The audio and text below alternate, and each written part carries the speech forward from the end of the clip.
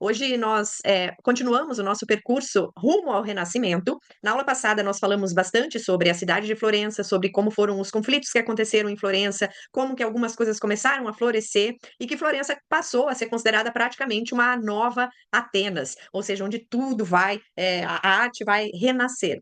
Acontece que a gente tem que abrir um pouco a cabeça e pensar que tudo isso que foi construído, de como a história deve ser dividida, de como começou o Renascimento, o que foi o berço do Renascimento, tudo isso foi uma construção que acontece a partir do século XVIII. E a partir do século XVIII, eles começam a dar nome para os períodos, vão classificar esses períodos de tal data até tal data, e vão dizer: olha, Florença foi o berço do Renascimento.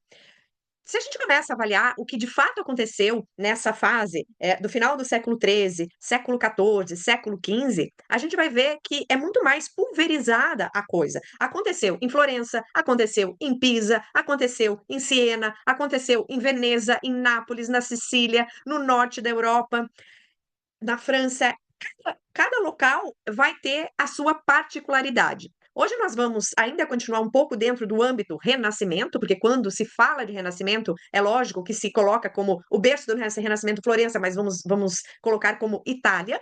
E a outra coisa que a gente tem que lembrar é que essa divisão histórica já é bastante contestada. Eu sugiro vocês assistirem uma aula que está no módulo mínimo sobre história, que eu falo justamente sobre a história ser dividida. Como que isso aconteceu? Como é que foram surgindo os períodos, as fases, os séculos, né? Porque a cabeça humana tem essa necessidade de organizar o tempo, de organizar as coisas. Mas nada aconteceu do dia para a noite. Então a gente começa já hoje uma introdução sobre o que vai ser o Renascimento. Nós chegaremos lá no Alto Renascimento, mas ainda estaremos no final do século XIII, início do século XIV. Por quê?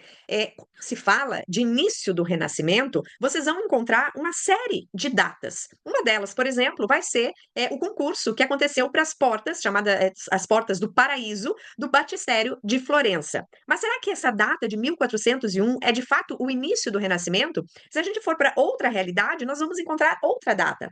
Até porque, se a gente for pensar, e é o que nós veremos na aula de hoje, já nessa transição do século XIII para o século XIV, a gente vai ter uma série de características que depois a gente vai dizer: ah, isso é do Renascimento, perspectiva do Renascimento, realidade do Renascimento, da movimentação, criar o rosto com expressões, isso é Renascimento. Mas será que já não acontecia antes? Tudo isso nós vamos ver hoje.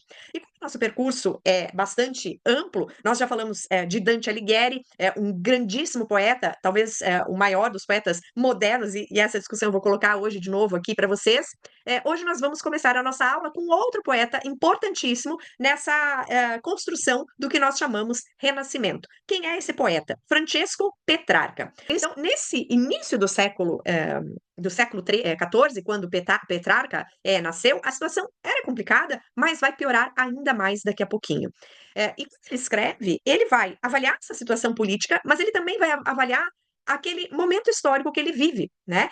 A consciência histórica de Petrarca é muito grande. Ele, inclusive, vai comentar nos poemas dele, dizendo: olha, eu vivo nesse momento escuro, nesse momento de médium.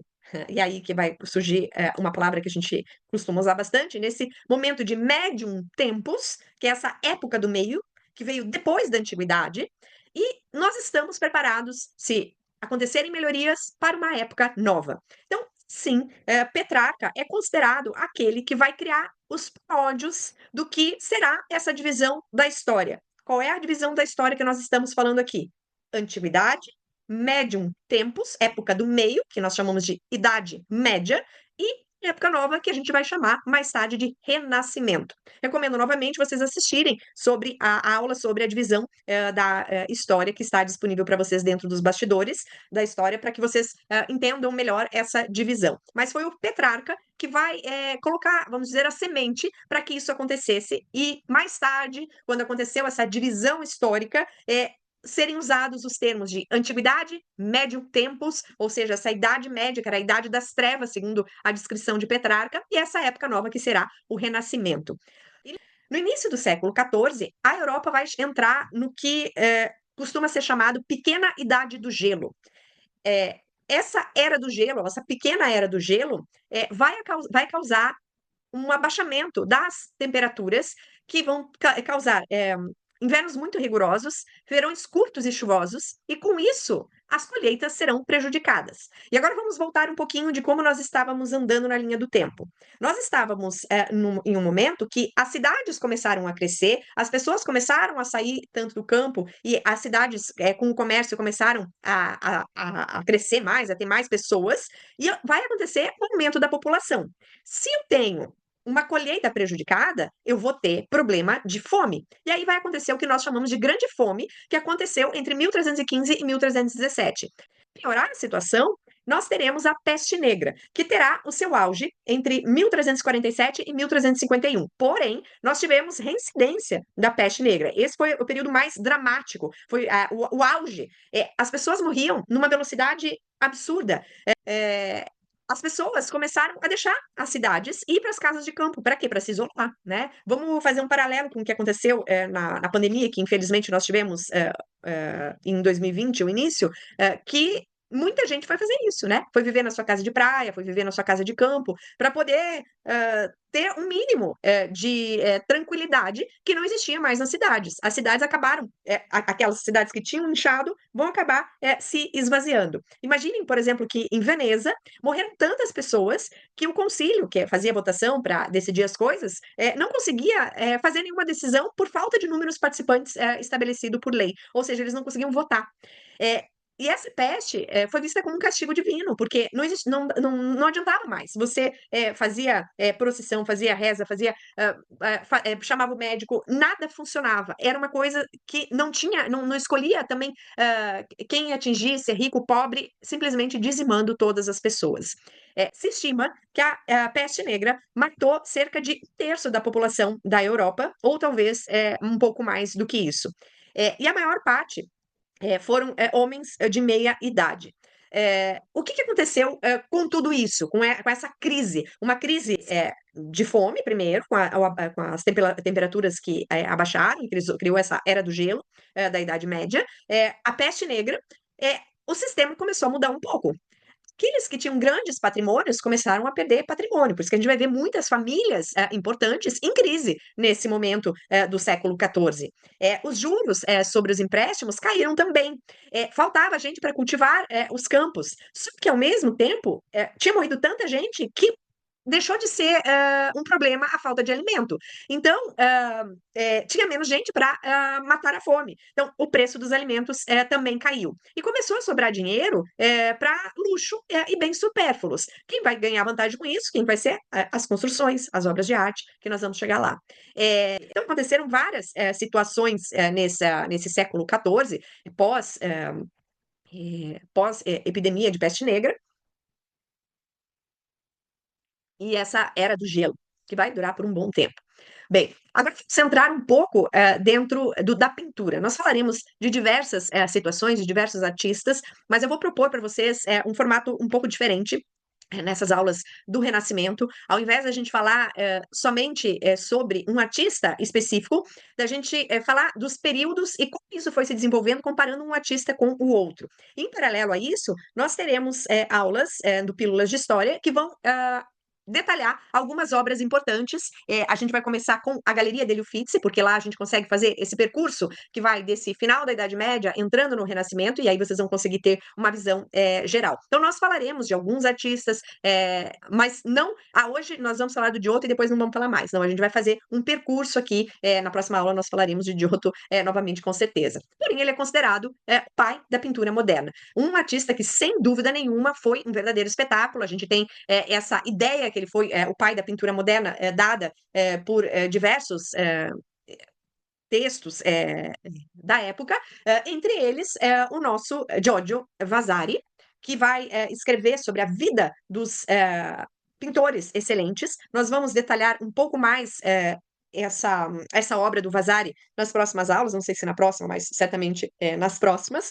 Ele começa com o Cimabue, que é o que nós vamos começar hoje também, e vai falar de vários artistas, incluindo Giotto, onde ele vai colocar o Giotto com essa ideia de que ele vai criar uma nova mentalidade. Como eu comentei, vai estar acontecendo em Florença todo esse movimento, essa efervescência na arte, mas em outros locais também. Em Siena, por exemplo, vai aparecer, e aí sempre falando de pintura, de arte figurativa, artistas como Duccio e Simone Martini.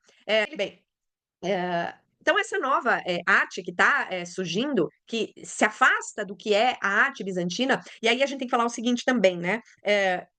Politicamente, toda a construção que nós vimos lá na Idade Média, de você resgatar a história de Roma, resgatar a história da antiguidade, com um trabalho forte de alguns papas, como por exemplo o Papa Nicolau III, Orsini vai trabalhar isso com força, a ideia de você trazer realidade para as obras, assim como tinha lá na Roma Antiga, e de se afastar do que era aquele centro Constantinopla. Então está sendo retomada uma identidade que já existia aqui. É muito relacionado a isso. Ali, mas como que eles conseguiam saber isso? Veja, lá em Constantinopla, atual Istambul, e arredores, onde a gente tem esse predomínio da arte bizantina, o nome bizantino deriva justamente de Bizâncio, que é o primeiro nome de Constantinopla, de Istambul, é uma arte, então, bidimensional, uma arte dos ícones que em Roma estava disponível para esses artistas arte antiga. Basta a gente olhar a coluna de Marco Aurélio, a coluna de Trajano, entre outras obras que você, andando por Roma, você